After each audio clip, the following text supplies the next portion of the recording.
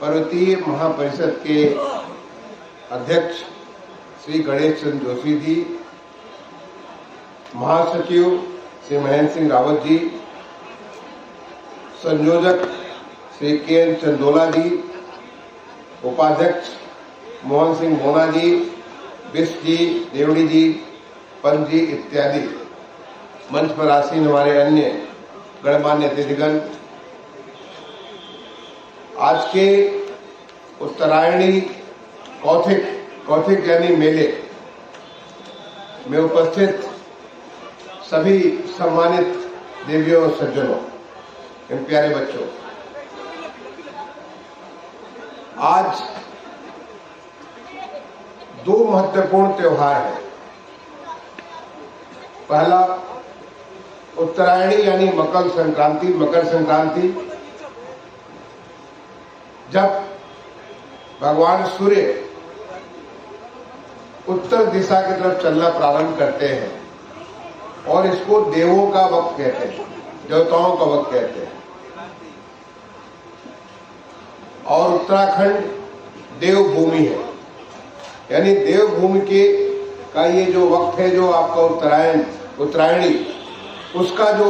त्योहार आप यहाँ मना रहे हैं, ये बहुत बड़ा हमारी लोक आस्था का, हमारी संस्कृति का बहुत बड़ा त्योहार है। और दूसरा, आज के दिन ही आर्मी डे मनाया जाता है। आर्मी डे और भी ज्यादा महत्वपूर्ण होता है, क्योंकि हमारे उत्तराखंड में अगर घनत्व के हिसाब से देखा जाए कि कितने हमारे सैनिक उत्तराखंड के परिवारों से, उत्तराखंड की आबादी लगभग 1.25 करोड़ के आसपास है, जो अनुमान है आज के समय में। और आज के तिथि में उत्तराखंड से कुल लगभग 75,000 के आसपास सैनिक अलग अलग पदों पे भारतीय सेना के या हमारे अन्य जो भारतीय सेना के अंग है वहां पे कार्यरत है। मतलब ये हुआ कि वहां पे अगर 1000 आदमी को परिवार को लिया जाए तो हर 1000 में कम से कम 7 लोग आर्मी में या आर्म फोर्सेज में है। ये एक बहुत बड़ा नंबर है। तो आर्मी डे का आज 15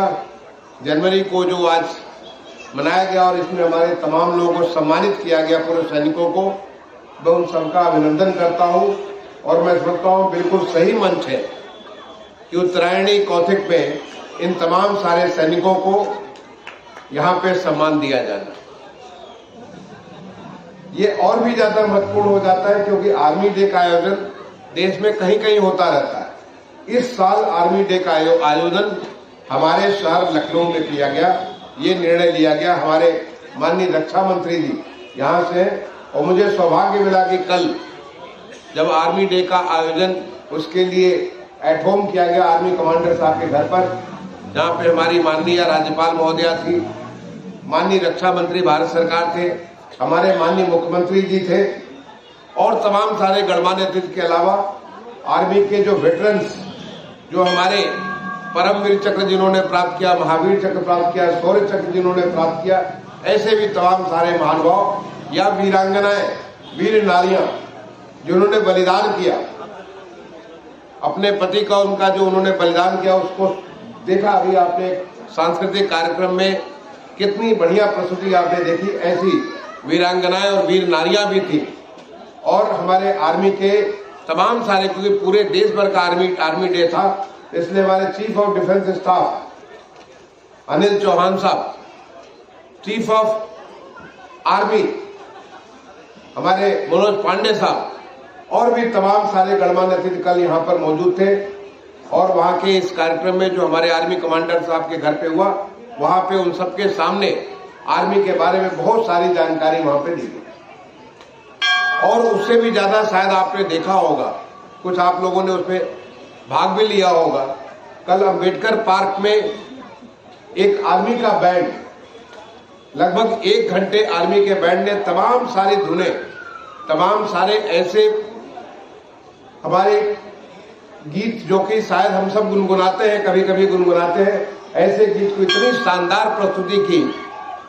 जिससे वहां करीब 7-8 हजार लोग मौजूद थे।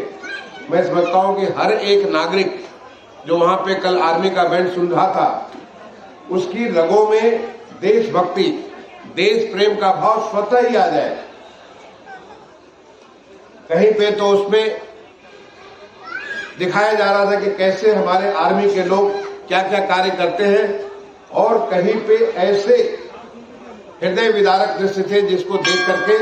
आपको स्वयं आंसू आ जाए। अभी जैसे कि आप सांस्कृतिक कार्यक्रम देख रहे थे, आप देख रहे थे कि कैसे हंसी खुशी से एक हमारा सैनिक शादी करके दुल्हन को लेके आता है, लेकिन इसके पहले कि उनके साथ कुछ वक्त गुजार सके, उसे फौज का फरमान आता है, उसे जाना पड़ता है, बॉर्डर पे जाना पड़ता है। कैसे वो इंतजार करते हैं, परिवार के संदेश का इंतजार करते हैं, और फिर अपने को बलिदान भी कर देते हैं। उस हृदय विदारक दृश्य को देख करके मैं सोचता हूँ यहाँ जितने लोग मौजूद थे उन सबको ये महसूस हो रहा होगा कि हमारे सैनिक किस प्रकार से हमारे देश की ऐसी सेवा करते हैं जो कि सर्वोच्च सेवा। तो हम सभी करते हैं, हम भी करते, सेवा करते, आप भी सेवा करते। कोई सरकार में सेवा करता है, कोई सरकार के बाहर रह करके सेवा करता है। देश की बहुत सारे लोग सेवा हर तरह से अलग अलग तरीके से करते हैं, लेकिन ये जो है सर्वोच्च श्रेणी की सेवा है जिसमें अपने आप को सर्वस्व बलिदान करने के लिए, अपने देश के लिए वो हमेशा तैयार रहता है। अपनी जरूरतों को हमेशा पीछे रख करके देश की जरूरत को हमेशा आगे रखता है, और ये होता है जिसको हम लोग कहते हैं देश प्रथम, राष्ट्र प्रथम, नेशन फर्स्ट। यानी नेशन फर्स्ट, हम नेशन को पहले है और बाद में हम हैं।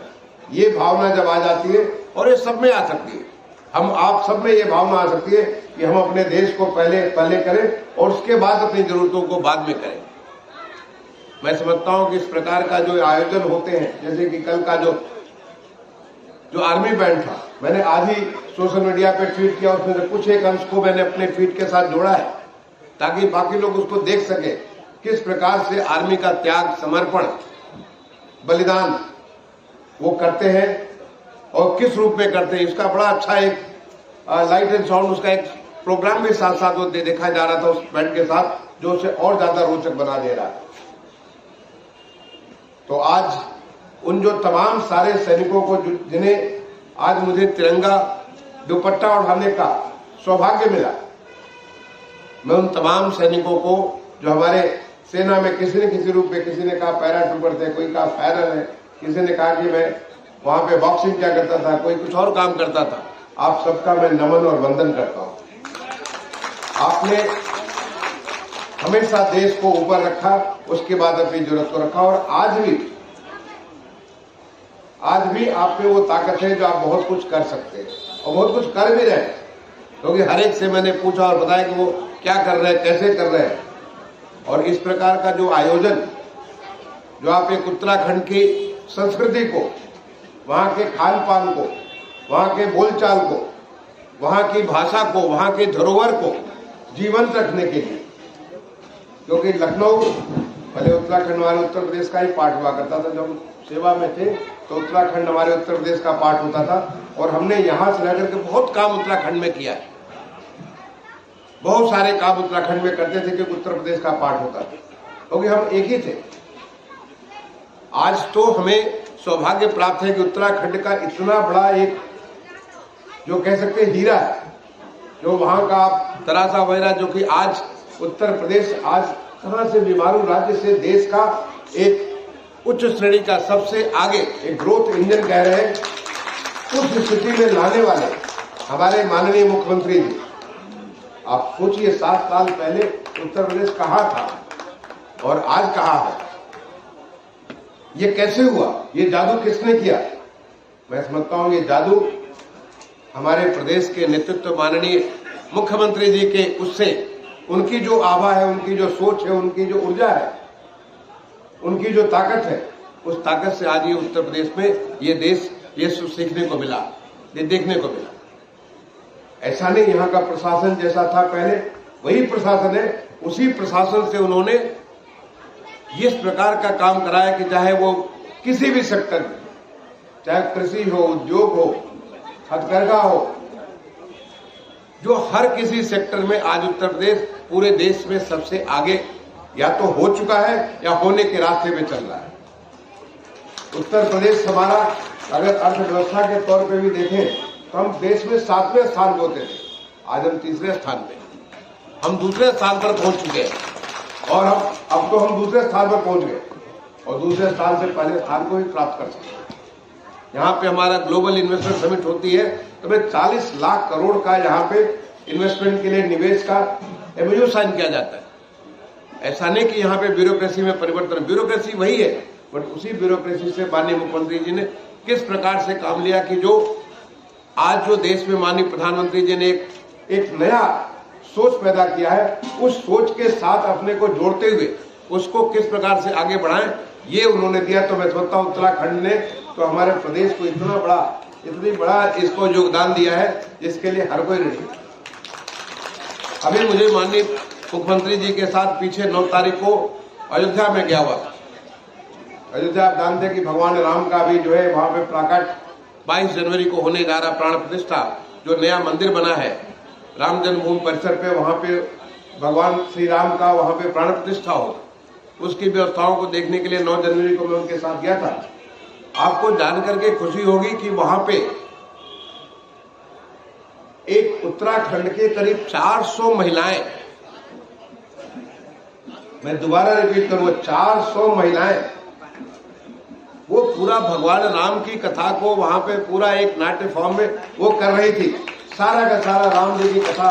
और उसको माननीय मुख्यमंत्री जी ने वहां घोषणा की, उनको देख करके इतना अच्छा लगा कि चाहे वो हनुमान जी का रोल हो, भगवान राम का रोल हो, लक्ष्मण जी का रोल हो, सुग्रीव का रोल, सारे के सारे रोल वो केवल महिलाएं जो उसमें कर रही। कितनी बड़ी महिला सशक्तिकरण का रूप है, जिसे माननीय मुख्यमंत्री जी ने कहा कि आने वाला जो हमारा दीपोत्सव है उसमें दोबारा हम इस ग्रुप को वहां पे बुलाएंगे। तो ये उत्तराखंड की जो ताकत यहाँ पे उभर करके आई, और आप तो उत्तराखंड के उस ताकत को जो कि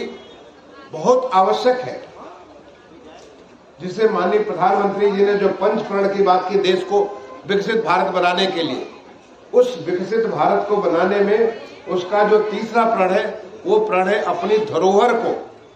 अपने संस्कृति को,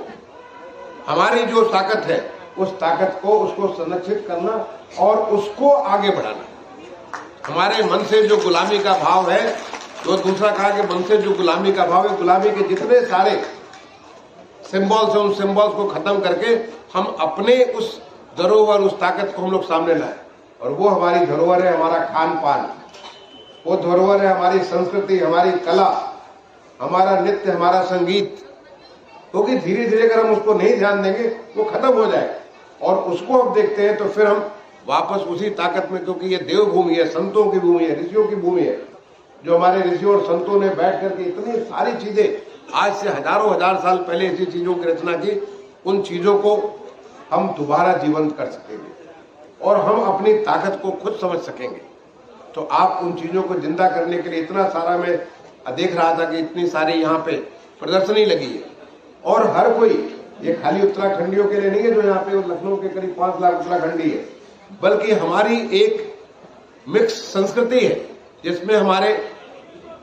लखनऊ के लगभग 40 लाख लोग हैं, 40 लाख से भी कहीं ज्यादा लखनऊ की आबादी, वो सारे लोग यहाँ पे आते हैं और आकर के देखते हैं और उसको, आपकी उस कला को, आपकी उस संस्कृति को, आपके उस खान पान को, आपकी वेशभूषा को, आपके जो तौर तरीके को, उसको देख के समझते हैं, उसको देख के उसको उन्हें आनंद भी आता है और उसको अंगीकार भी करते हैं, क्योंकि हमारे देश की ये देवभूमि की संस्कृति है, देवभूमि का ये सारा का सारा चीज है।